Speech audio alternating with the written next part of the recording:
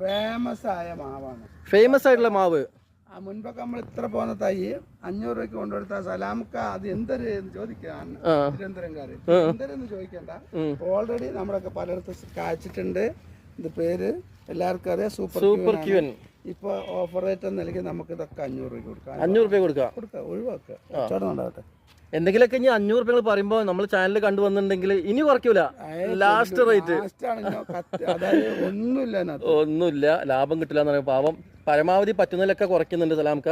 പക്ഷേ ചിലതിൽ നമുക്ക് മൂപ്പർക്ക് ഒന്നും കിട്ടാത്ത കാരണം ഈ പറഞ്ഞ റേറ്റ് തന്നെ കൊടുക്കുള്ളൂ.